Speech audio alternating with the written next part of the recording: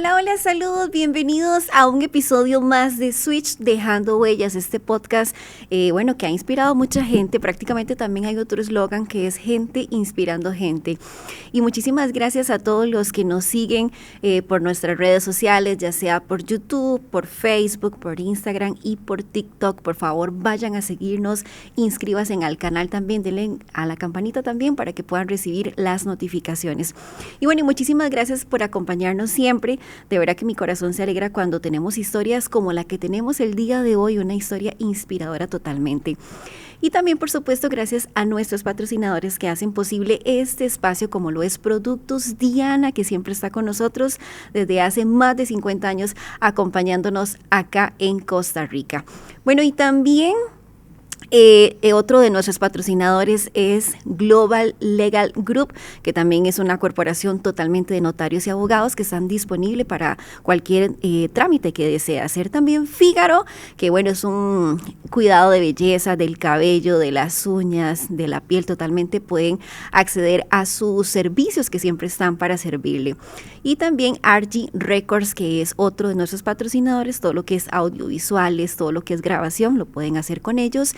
Y también se nos une, vamos a ver, Deleites. Es que como estábamos hablando de comida y ya hasta ahora hace hambre, entonces Deleites también es uno de nuestros patrocinadores que se une en esta segunda temporada de Switch Dejando Huellas.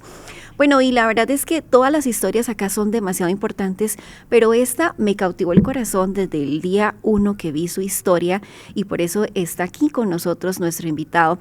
Y es que quiero contarles que hoy vamos a hablar acerca de la esquizofrenia. Vamos a ver, es una de las enfermedades bastante complicadas, se puede decir, a nivel de tratamientos y a nivel de muchas cosas acá en Costa Rica. Y el 20% de la población prácticamente ingresa al Hospital Nacional Psiquiátrico por estas situaciones. Me cautivó esta historia porque creo que a veces son enfermedades que no se comentan tanto acá en Costa Rica, y es importante que, vamos a ver, los familiares puedan hablar acerca de estos padecimientos y estas enfermedades o estas condiciones. Así que, sin más preámbulo, quiero darle la bienvenida a nuestro invitado, a don Kenneth, no sé si le gusta el don, o Kenneth Cartín, que está con nosotros en esta hermosa tarde. Kenneth, gracias por estar con nosotros. No, gracias por invitarme, un placer estar acá, y creo que es bueno hacer conciencia sobre esto, ¿verdad? Sobre lo que hablas, y buenísimo, acá estamos. Gracias.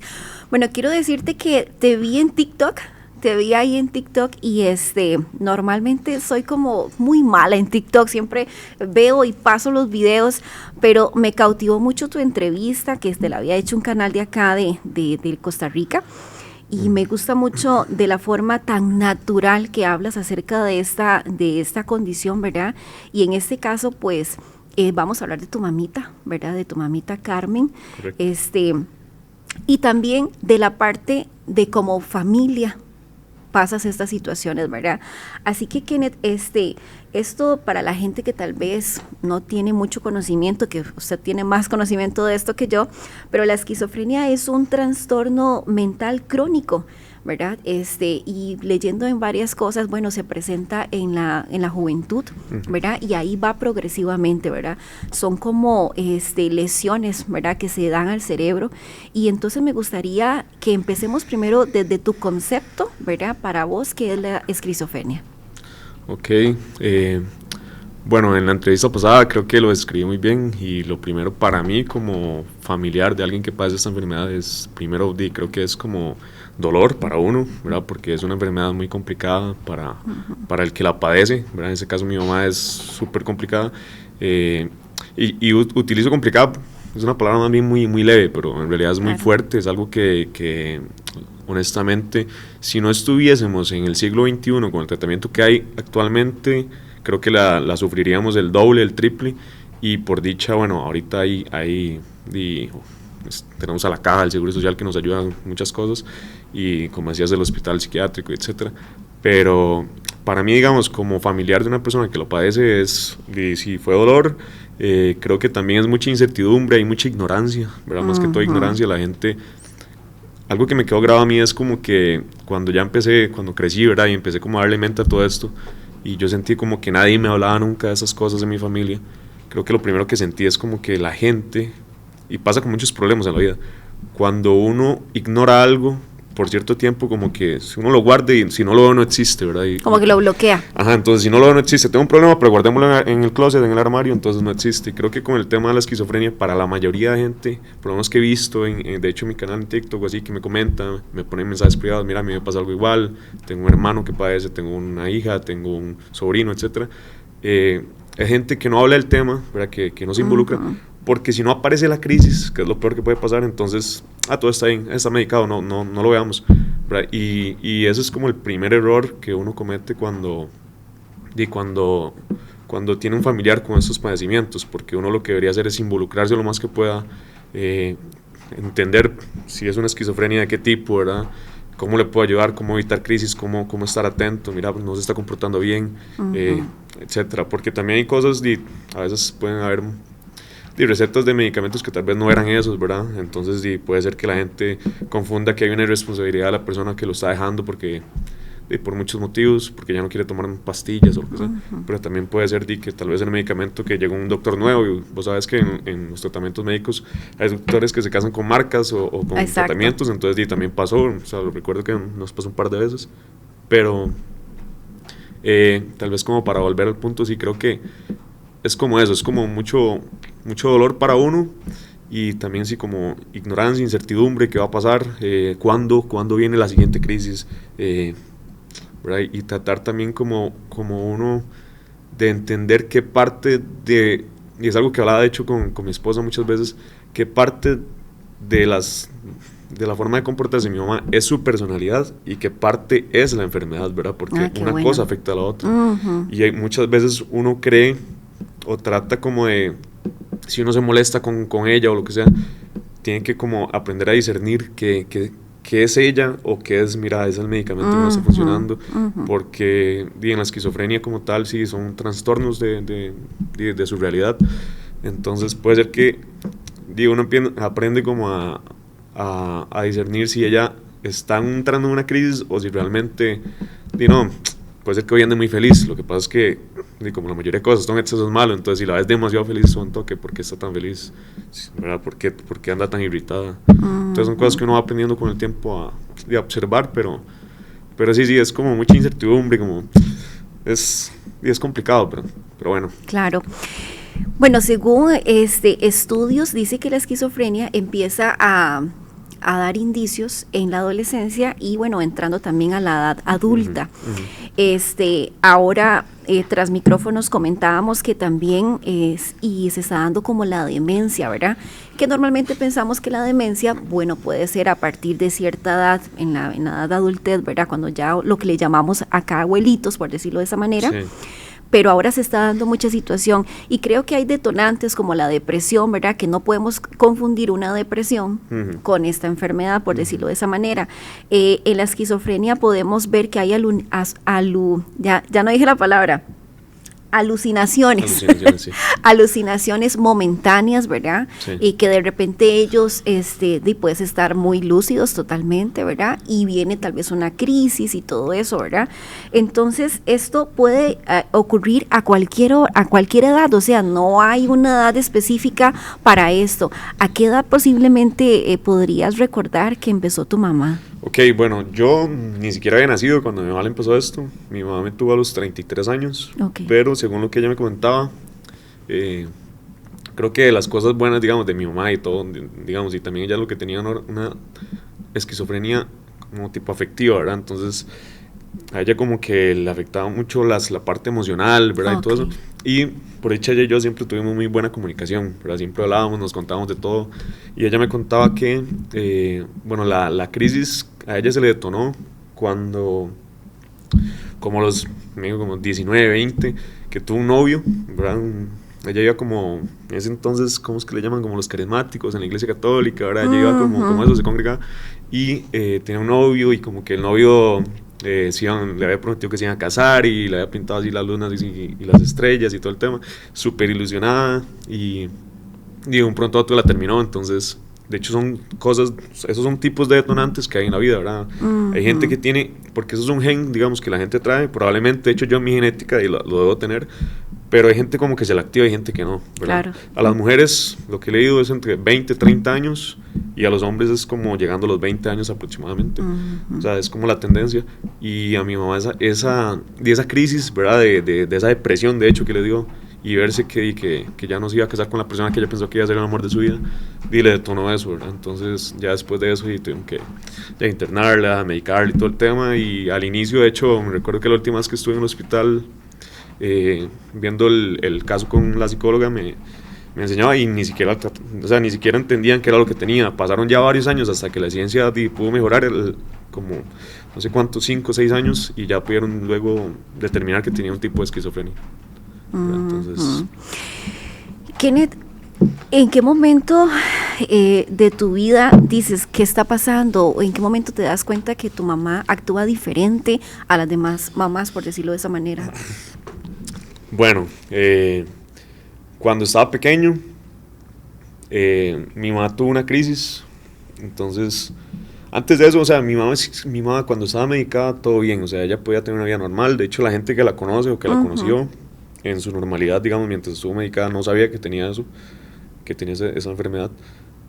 Muchos lo saben, y de hecho, por este tipo de entrevistas, pero yo me di cuenta cuando tuve una crisis en la casa en la que vivíamos solos, de hecho, y yo estaba pequeñito, me llevaba como en ese entonces como a la guardería, y de ahí pasó algo ahí como muy, muy de película, catastrófico, donde mi mamá le da una crisis, termina quemándome los juguetes. Y quemando tus juguetes. Mis juguetes. Entonces, sí, mi mamá de hecho trabajaba, en ese entonces trabajaba con un tío, ella era como secretaria. Y digamos, a lo que yo recuerdo, porque estaba muy pequeño, no sé, tenía como 4 años, vivíamos una vida normal, ¿verdad? Mi mamá alquilaba una casa ahí y me tenía el cuarto, me acuerdo, lleno de juguetes, de todos los juguetes que yo quería. Y ese día, o sea, de la nada, yo no me acuerdo que empezó como a llevarse los juguetes y los empezó a quemar, y yo empecé, ¿qué está pasando? Y ya cuando me di cuenta, o sea, se tuvieron obviamente que involucrar a los vecinos, ¿verdad? Porque vieron el fuego y todo lo demás.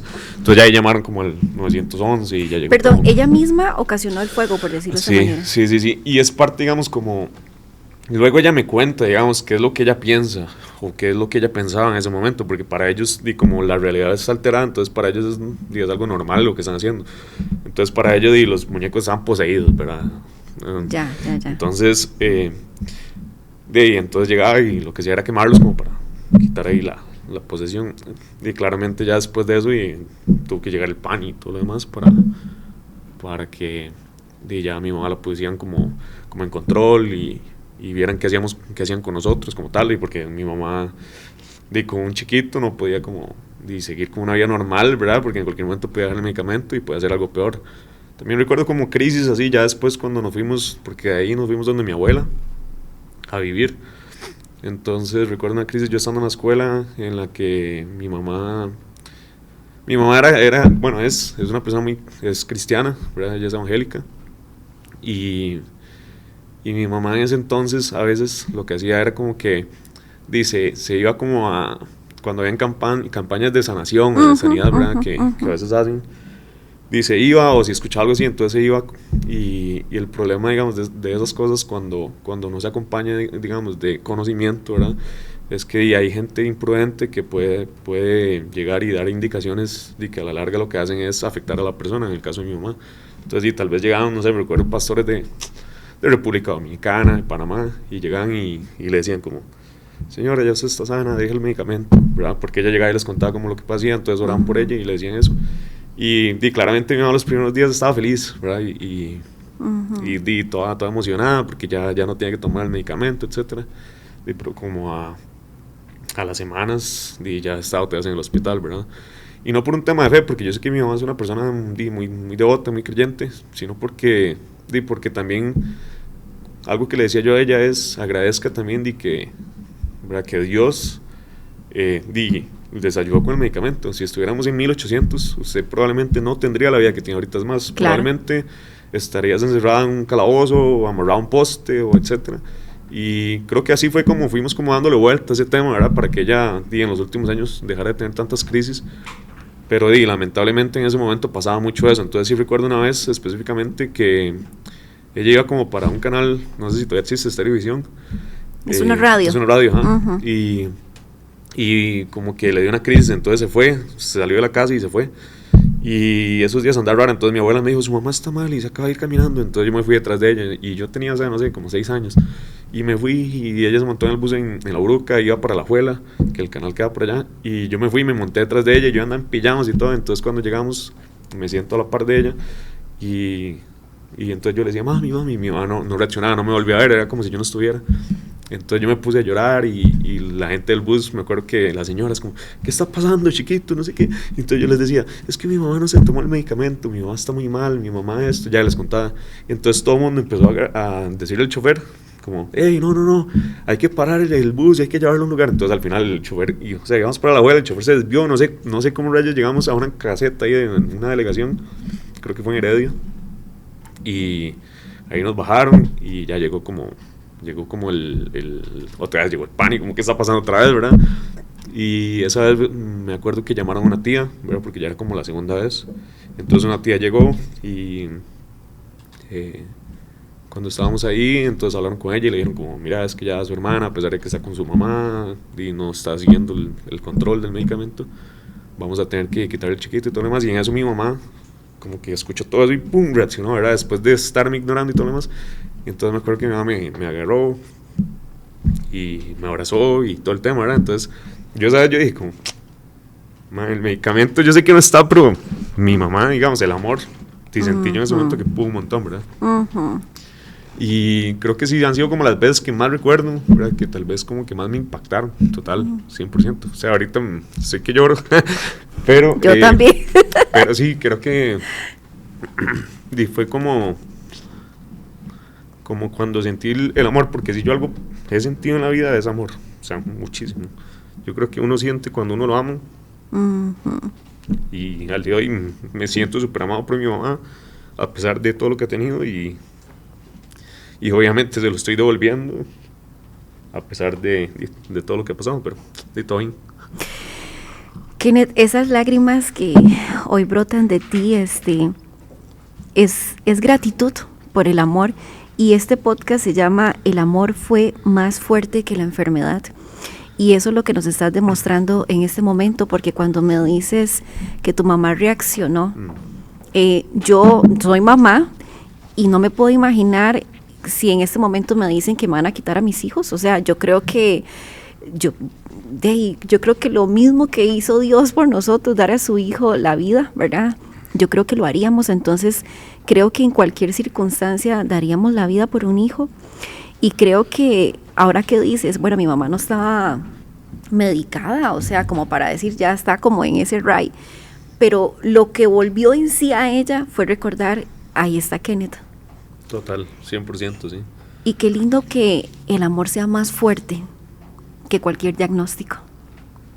Y creo que a lo largo de tu vida, tal vez no la conozco mucho, ¿verdad? Sé lo que está en redes sociales, por decirlo así, ¿verdad? Sí.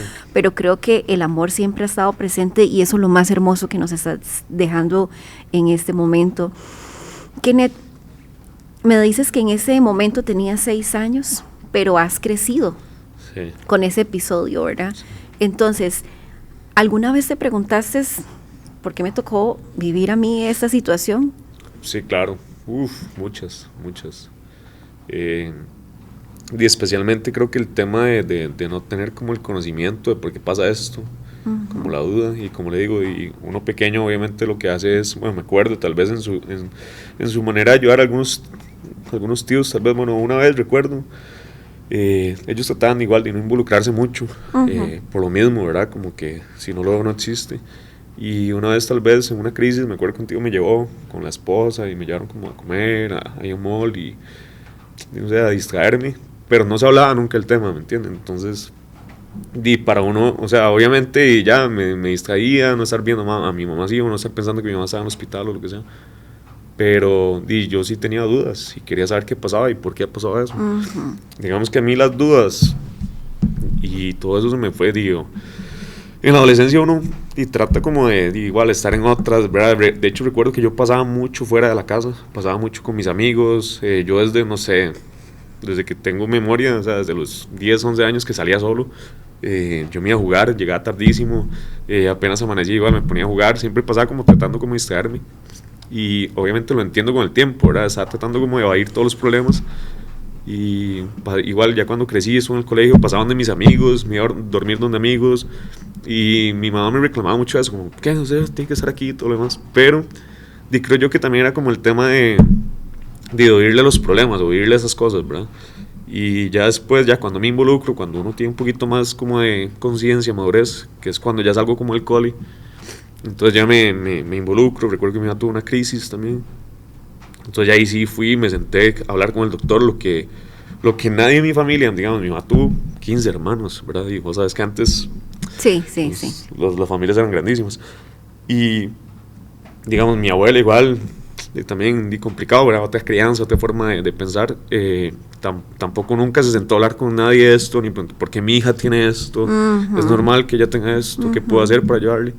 Entonces fui yo ya cuando crecí que me involucré. De hecho, ya después, digamos, cuando empecé a andar con Moni, que es mi esposa, y ella también se involucra y empezamos a investigar, a averiguar, y nos damos cuenta de que es algo, que es algo genético, que es algo que aparece, puede aparecer o no aparecer, y ya como involucrarnos, y igual a pedirle como recomendaciones al doctor, porque me acuerdo que ya grandes, de hecho mi mamá, o sea, grandes, tal vez las crisis que yo puedo haber visto después de los 20 fueron como 3, ¿verdad? Por dicha. Pero recuerdo que una vez le dio una crisis y lo primero que nos dijo el doctor es como, por el tipo de enfermedad que tiene su mamá, ella manipula mucho. Entonces, usted también es una persona que tiene que hacer su vida, ¿verdad? Porque yo soy hijo único, como para ella. Entonces, también era complicado, era el tema de como ya hay una mujer y se va a llevar a mi hijo y es lo único que tengo. Entonces él nos decía como, no, usted tiene que hacer su vida, ¿verdad? Y me acuerdo ya sentado con mi mamá hablando de ese tema, donde el doctor nos empieza a decir que si ella realmente me ama, tiene que dejarme ir y todo el tema, ¿verdad? Oh, qué fuerte. Y entonces mi mamá ahí como entendiendo y que sí, que yo ya soy grande, ya crecí, ¿verdad? Que ya no soy el chiquito. Y fue como esa etapa, ¿verdad? En la que más que todo lo que hicimos fue investigar, ¿verdad?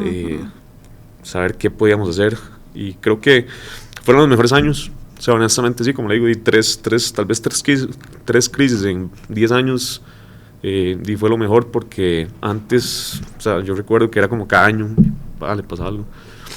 Entonces, creo que es una forma como de ayudarle a la persona, ¿verdad? Primero, entiendo yo que soy el familiar, y es un consejo para toda la gente que se pasa por algo así, es como, entienda, vaya, averigüe qué es lo que tienen, hable con doctores. También a veces los ponemos como enemigos, como a la ciencia o lo que sea, más si uno practica algún tipo de religión, entonces uno a veces separan las cosas, y claramente hay aliados, ¿verdad? Entonces, involúcrese y vaya, averigüe y vea cómo le ayuda.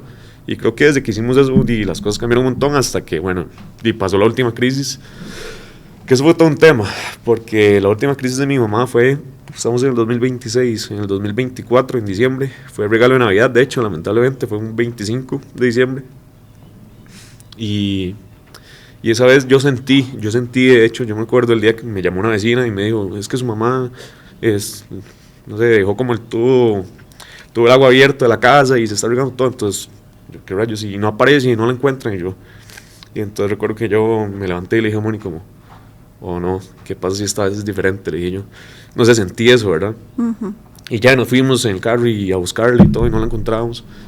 Y bueno, al final, de hecho, mi mamá cuidaba, porque otro tema de mi mamá también es que ella era muy empática. De hecho, yo soy muy empático también. Y ella cuidaba a mis tíos, cuidaba a 2 tíos que estaban enfermos, ¿verdad? Y ese día recuerdo que llegamos y una tía que estaba en cama, era una cama de esas como de hospital, ajá.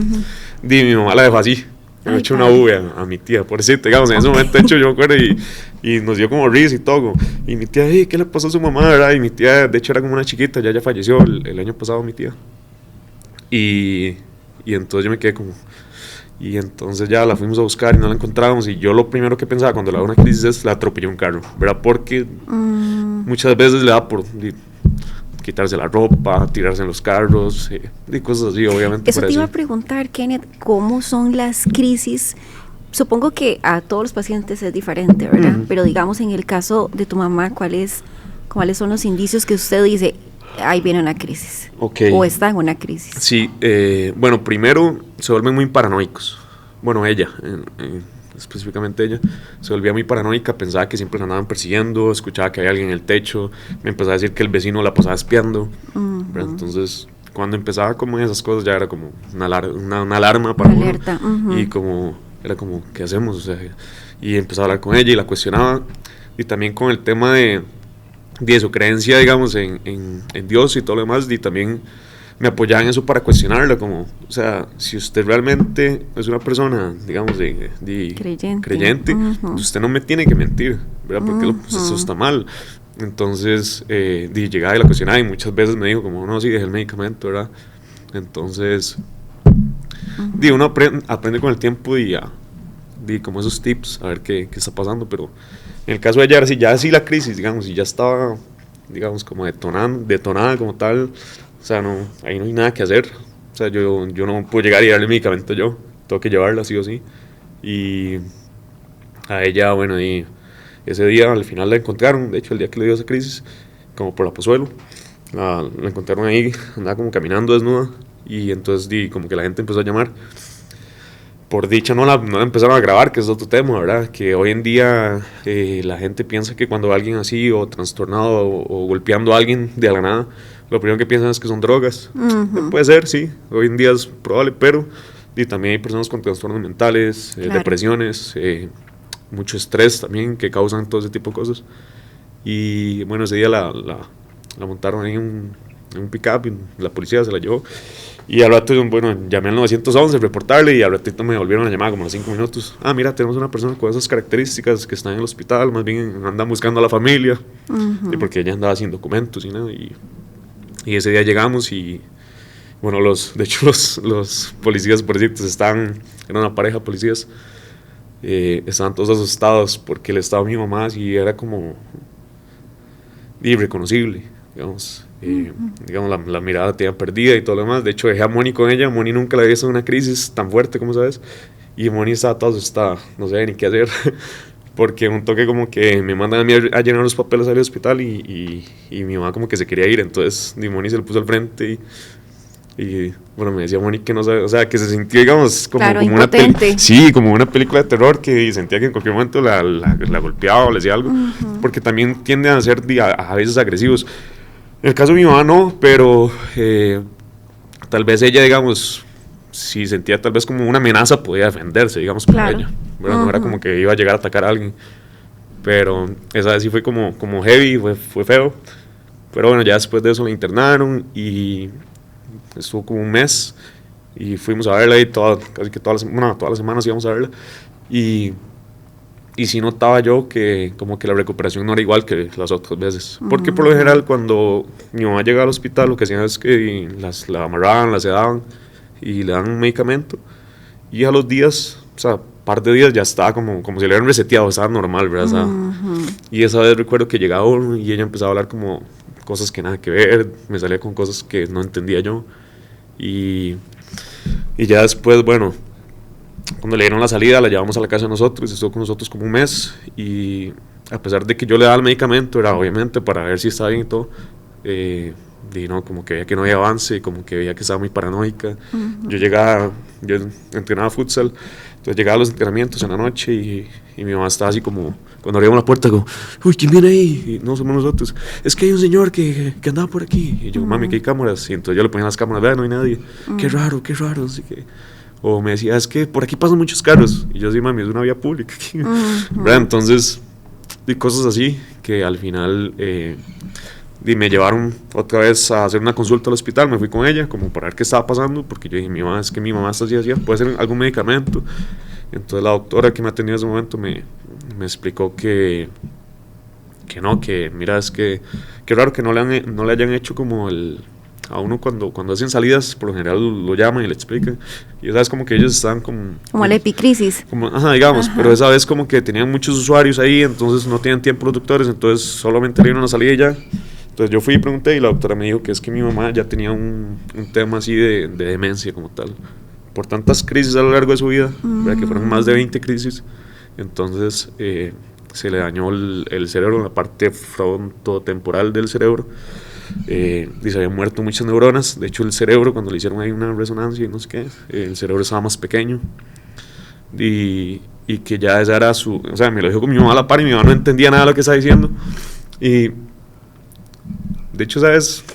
También fue muy triste porque mi mamá conocía a una señora, bueno, ahorita no sé si se acuerdan, no creo, pero conocía a una señora ahí cerca donde ella vivía que tenía igual demencia, ¿verdad? Entonces, me acuerdo que cuando llegamos a la casa, nos vamos como al patio y lo que me dice ella es como, yo voy a estar igual que esa señora, y se puso a llorar y yo como, ¿y yo qué le digo? Entonces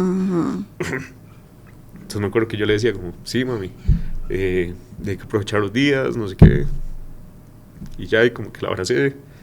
Y yo le decía, ay, mami, muchas veces antes pudimos haber evitado esto, muchas veces. Pero ahora, no, es lo que sigue, ¿verdad? Entonces, y creo que fue todos los momentos más tristes, tal vez, de esta enfermedad como tal, porque si bien es cierto que puede pasar que a alguien le dé demencia, es evitable, digamos, es evitable o controlable. O se puede como tal vez, digamos, si no hubiera tenido tantas crisis, sí se hubiera podido como llevar mejor o se hubiera tardado más, ¿verdad? Que no, porque mi mamá tiene 65, acaba de cumplir, que hubiera sido tal vez a los 70 por un tema así de edad. Pero cuando ella le dieron tantas crisis, lo que hizo fue como acelerar el deterioro. Entonces fue como complicado, pero bueno, ahí estuvo con nosotros y la llevamos al hospital y bueno, ahí nos dijeron que le iban a hacer como un proceso para llevarla como a la clínica de la memoria, que eso es en el Banco Cervantes, ya con los adultos mayores. Al final, bueno, me recomendaron porque empezaron a empeorar como que las crisis, ¿verdad? Porque yo estaba en el trabajo y me llamaba Moni como, es que su mamá, Moni tiene más teletrabajo que yo, o tenía más teletrabajo, entonces es que su mamá está haciendo esto, está haciendo lo otro. Entonces yo tenía que decir, o sea, ocupo irme, ¿verdad? Y obviamente un trabajo te lo permite una, claro, 2 veces, pero ya era un punto en el que ya era incontrolable y había que hacer algo. Y como te digo, yo no tengo, o sea, tengo hermanos de parte de mi papá, de parte de mi mamá no, y cada quien en su vida. Entonces no tenía como un apoyo como cuando uno tiene más hermanos y ¿qué hacemos? Claro. Entonces yo dije, o sea, hay que hacer algo y empezamos a buscar y igual y a pedir como asesoramiento. Entonces una trabajadora social muy buena y bueno, en el hospital me ayudó y me dijo, no, mira, creo que tal vez buscar un asilo, sí, todo el tema. Entonces de hecho buscamos un asilo y también estoy ya súper triste porque la tuve que llevar y la llevé y la dejé ese día como un asilo de ancianos, de hecho aquí en Desamparados, donde no son expertos como en el tema de la demencia como tal, sino que lo que tienen son señores ya jubilados y así, y que algunos y lamentablemente que los abandonan a la familia, etcétera. Entonces al final ese día la dejamos ahí y me acuerdo que ese día no dormí, o sea, ese día no dormí, yo pensando y me sentía el peor hijo del mundo, cuando claramente ya obviamente entiendo que estaba haciendo lo mejor para todos, ¿verdad? Pero bueno, ese día no dormí y me habían dicho que no podía visitarla como hasta un mes para que ella se acostumbrara al lugar y yo jamás. Entonces yo iba a ir como los 15 días y antes de ir, como yo tenía que ir como el sábado, me llama el viernes el señor y me dice que mi mamá tuvo otra crisis, ¿verdad? Entonces esa vez, eso fue, no sé, como un mes y medio después. Y entonces tuve que ir al hospital y ahí llegué y mi mamá como que ya me volvió a reconocer a pesar de todo y me abrazaba y me decía que no me fuera y todo el tema. Y entonces esa vez fue bastante duro porque mi mamá estuvo como un mes y medio en el hospital, pero el tema fue que ella estuvo casi un mes sin dormir. Y fue porque ya el medicamento no le hacía efecto. Entonces ya eso era mucho el tema también, que aparte de controlar el tema de la esquizofrenia, también tenían que ver el tema de la demencia, ahora qué medicamentos les damos, y es como un prueba y error, claro, ¿verdad? Y con todos los químicos en el cerebro. Pero bueno, me acuerdo que estando ya en casi ese mes y medio, ya se venía mi cumpleaños el año pasado, y yo decía, y quiero ver a mi mamá. Entonces me acuerdo que llamé, le pregunté a la trabajadora social y que si podía verle. Es que me decían que no, o sea, que ella no estaba bien, que no podía dormir, y yo dije, o sea, entiendo, pero deme mi regalo, decía yo de cumpleaños. Y fui con Moni ese día y me atendió la psicóloga y todo el tema. Y y ese día como que ella llegó como un estado casi que vegetativo en el que no hablaba, ¿verdad? Y entonces yo estaba cumpliendo años y me acuerdo que la psicóloga, demasiado buena la psicóloga, le empezó a decir: Kenneth está cumpliendo años, dígale feliz cumpleaños, Kenneth. Y empezaba: feliz cumpleaños, Kenneth, feliz cumpleaños, ¿verdad? Así como Como repetir nada una más. repetidora. Y yo: mami, aquí está Moni también, feliz cumpleaños, Moni, ¿verdad? Y ese día, bueno, nosotros llegamos destruidos a la casa porque yo dije: y mi mamá quedó así, ¿verdad? Ujú. Y por dicha ya fue como que ya luego le lograron llegar como el medicamento, y entonces ya como que pudo dormir y ahí fueron, ¿no? Al punto que ya luego me dijeron que lo mejor es que cuando saliera, que buscara un hogar que tuviera como menos personas y que estuviera como dedicado a cuidar personas que tuvieran demencia, ¿verdad? Entonces me pasaron un par de contactos, empezamos a llamar y encontramos, bueno, un hogar ahí que hay cerca del hospital de Pavas, de hecho, que era ahí como en Romoser. Y bueno, por dicha, en ese momento y hasta el día de hoy, he podido pagar el lugar, hemos podido hacernos cargos de eso, y de ahí he estado. Igual al inicio complicado porque cuando llegó ella caminaba, ya ahorita no camina. En diciembre, pobre, pobre mi mamá, porque en diciembre, bueno, tuvo un accidente, se quebró la cadera en diciembre, Ay, ¿verdad? Entonces, y también porque ya estaba caminando mal, el tema de los medicamentos son como muy fuertes, entonces le empiezan a afectar otras cosas. claro. Pero fue un accidente ahí, y bueno, ya ahorita ya mentalmente está mucho mejor. Yo ahorita, de hecho, hace poco hice unos videos ahí donde la presentaba, y se acuerda de muchas cosas, digamos, más que todo se acuerda como de mí, de muchas cosas, pero se ha olvidado como, no sé, yo le hablo a un vecino con que ya vio toda su vida, no se acuerda, algunos familiares ni los menciona. A mi tía que falleció ahora en noviembre, bueno, no le hemos dicho que ella falleció, ¿verdad? Entonces me pregunta siempre por mi tía, que cómo está, y yo prefiero mentirle y decirle que todo bien, ¿verdad? Claro. Porque no sé cómo va a reaccionar si le digo que falleció, y porque ella, y por algo me pregunta, ¿verdad? Porque todavía la recuerda y la quiero mucho y todo lo demás. Entonces, creo que ha sido complicado. Esta última parte ha sido mucho como aceptar, entender, ¿verdad? Como que son cosas que pasan, que son cosas que le pasan a mucha gente, que claramente hay gente que pasa por cosas hasta peores que uno, pero eso no significa que no duela, ¿verdad? Eso no significa Claro. que no duele, no significa que también que ellos no ocupen atención, o como hace poco puse un video, hay gente que cuando tiene un familiar con una enfermedad como es la demencia o como es el Alzheimer, Ajá. donde las personas se olviden si uno fue a visitarlos o no, que hay gente que simple y sencillamente prefieren omitir y dejarlos ahí porque de por sí no se acuerdan de uno, pero la verdad es que las personas cuando están en su presente lo siguen disfrutando uno, el abrazo que uno les da igual lo sienten.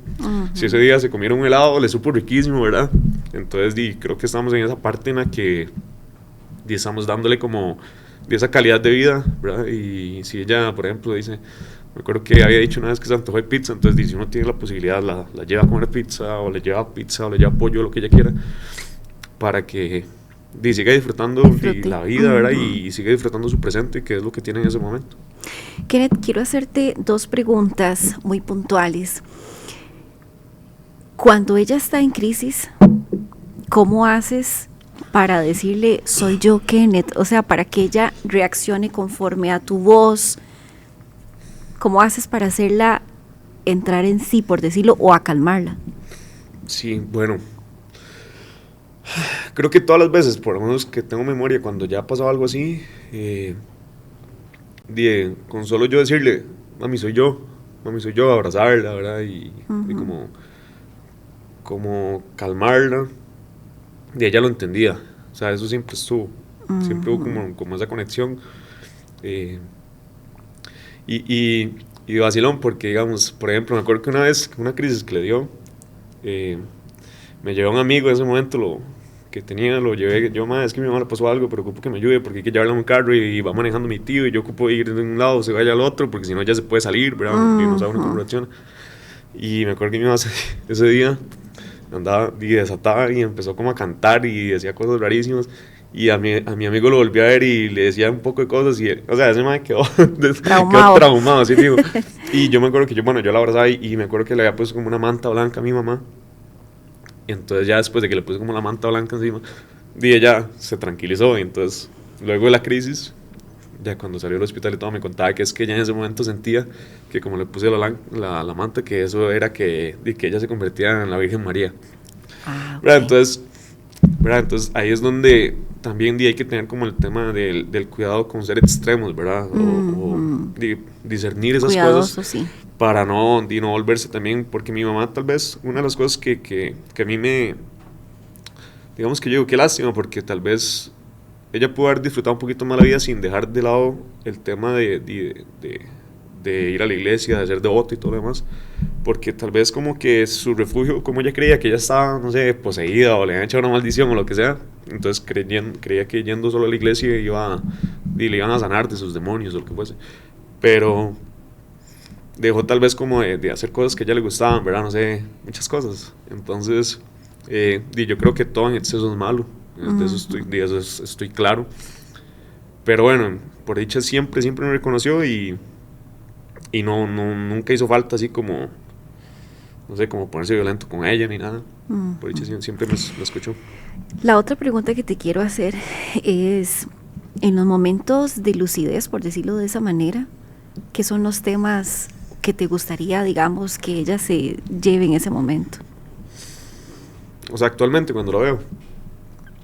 Bueno, de hecho, ahorita aprovechando que todavía tiene como conciencia y memoria de algunas cosas, y no sé, siempre llego y le pregunto como, mami, ¿se acuerda de tal cosa? ¿Se acuerda cuando estaba pequeño? ¿Se acuerda, no sé, de las cosas buenas? ¿Verdad? Siempre como que trato de recordarle. Y un día también le había preguntado como, mami, ¿qué quiere?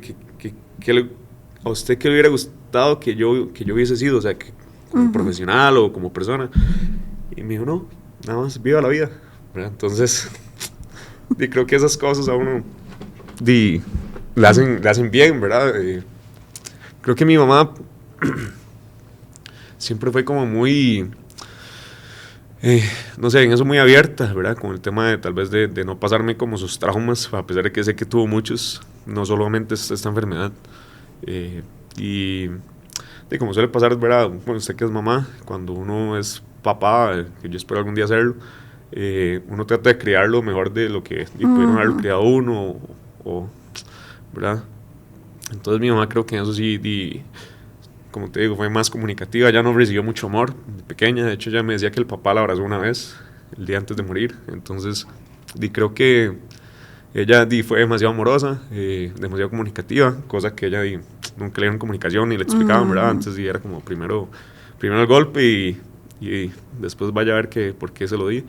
Entonces creo que mi mamá en eso todo bien, y ahorita cuando estoy con ella y más que entender, creo que es como, o más que pedirle explicaciones o así, es como, no sé, abrazarnos, vacilar, o sea, pongo a vacilar, cada vez que puedo la hago reír porque estoy claro de que ella, tal vez a veces cuando uno está ahí se acuerda uno, a veces puede ser que se le olvide, de hecho, bueno, a veces me llama, ¿verdad? A la cuidadora le dice que me llame, entonces como se acuerda, y puede ser que yo fui ayer y me llama hoy, como, usted tiene una semana de no venir, y yo como, pero de ahorita creo que es más que todo así como disfrutarnos, como tenernos ahí, y estoy claro de que nadie es eterno, ¿verdad? Y que bueno, como puede ser que el día de mañana falte yo o que falte ella, ahorita hay que aprovechar lo que tenemos y pasarlo lo mejor que se pueda.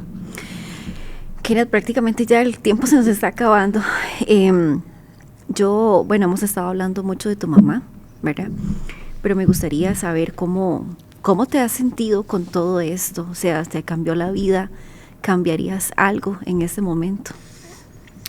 Bueno, hay una frase que me gusta mucho y es que dice que uno no puede juzgar el pasado con el conocimiento del presente, ¿verdad? Entonces, creo que yo no puedo, digamos, pensar que hubiera hecho los 20, que hubiera hecho los 25, que hubiera mejorado, porque claramente si hoy pienso así es porque me pasó todo lo que me pasó, ¿verdad?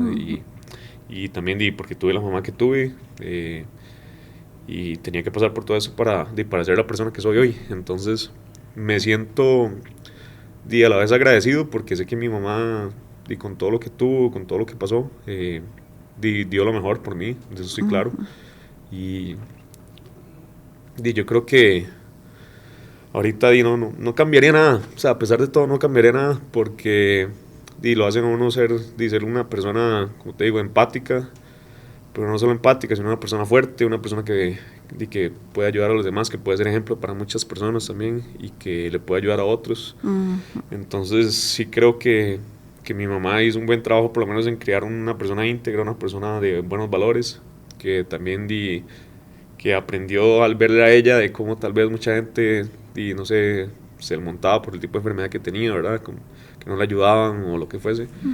Y también aprendí a poner, no sé, límites, ¿verdad? Entonces creo que no cambiaría nada, ¿verdad? A pesar de todo el dolor, creo que eso también lo forma uno, total. Kenneth, si en este momento tuvieras la oportunidad de tomarte un café con Dios y solo le puedes hacer una pregunta, y esa pregunta sí o sí te la va a responder, ¿qué le preguntarías?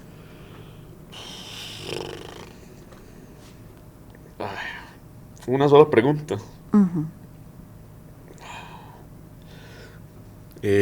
Bueno, yo no lo he dicho, pero yo soy agnóstico, entonces digamos que lo que yo le preguntaría, creo que no le cuestionaría nada de enfermedades ni así, sino como por qué permite tanto sufrimiento en el mundo. O sea, sería como lo único, ¿verdad? Porque obviamente uno dentro de todo, yo me crié en la iglesia y todo lo demás, pero creo que es como una de las cosas o de mis grandes preguntas siempre, porque a pesar del poder y de todo lo que es Él y que uno lo ha inculcado, que uno ha entendido, ¿por qué tanto sufrimiento? ¿Verdad? ¿Por qué?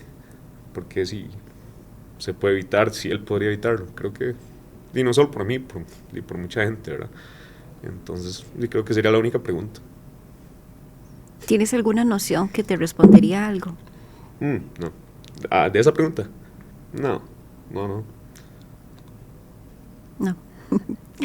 Bueno, Kenneth, muchísimas gracias por acompañarnos. De verdad que estoy muy agradecida porque, como lo decía ahora al inicio, solamente, prácticamente un 20% de la población de Costa Rica sufre esto, ¿verdad? Y yo estuve investigando, hay una asociación que se llama APROSAM CR, que ellos dan apoyo familiar, ¿verdad?, para las personas. Así que quiero decirle que no estás solo en este proceso. Si estás pasando por alguna situación similar a la historia de Kenneth, ahí también en sus redes sociales lo pueden encontrar como Kenneth Cartín, para que usted también, y sé que Kenneth y su esposa van a estar totalmente anuentes, porque a veces nos preguntamos por qué, a veces nos preguntamos para qué, pero creo que en esta linda historia también sería para quién. ¿A quién más podemos impactar con esta historia? Y de verdad que esta asociación y tanto Kenneth, me imagino que conoce un montón también, están dispuestos también a ayudarles, a tender una mano amiga, de no saber de que esto tiene que quedarse en la ignorancia, como decía antes ahora Kenneth, sino que ahora existen muchas cosas que podemos accesar para tener la información. Así que no se quede callado si está pasando alguna situación con algún pariente, o incluso si usted sabe que está teniendo algunas crisis, también es importante que pueda acudir. Kenneth, tal vez algún mensaje final para todas esas personas y también para los familiares. Claro. Esta es tu cámara, puedes inspirarte. Bueno, y como les decía ahora, yo creo que lo primero es sepan que el mejor aliado para uno es el conocimiento. Traten de informarse lo más que puedan. Aprendan también ustedes que pasen una enfermedad. Una de las cosas que le decía a mi mamá es sepa a identificar cuáles son los malos pensamientos. Uno sabe que a veces hay cosas que uno está pensando como que no le hacen bien, entonces discernir en eso, y también no solo preguntarse y cuestionarse por qué me pasó esto, sino tratar como de entender qué fue lo que pasó y vivir con eso, y a pesar de eso seguir disfrutando la vida. El hecho de que a mí me pasa algo malo no significa que es lo último que va a pasar en la vida, y si todo fuera feliz, si todo fuese bien en la vida, yo creo que no se disfrutaría tanto como cuando hay sufrimiento, como cuando algo está mal. Entonces sigan adelante y estamos acá para lo que ocupen. Muchísimas gracias, Kenneth, por esta oportunidad que nos has dado. Espero que te hayas sentido súper bien, ¿verdad? Y gracias por abrir tu corazón. Bueno, y también este programa llega gracias a Deleites, y quiero decirle que Deleites ofrece alimentos, crean detalles que transmiten cuidado y dedicación, excelencia. Tienen catering para los eventos, bocadillos, mesas dulces también, parrilladas también, y bueno, y próximamente la línea de shots de jugos naturales que está por lanzar en esa nueva propuesta, así que pueden buscarlo en las redes sociales como Deleites para que usted pueda ingresar y buscarlo si tiene una actividad pronta. Kenneth, muchísimas gracias por habernos acompañado. Que Dios me lo bendiga mucho. Por favor, llévele un abrazo a su mamita. Gracias. Sé que los abrazos hablan más que las palabras. Gracias por estar. Todo, por allá. Bueno, mucho gusto. Bueno, y muchas gracias a ustedes por estar con nosotros. Esto fue un episodio más de Switch Dejando Huellas.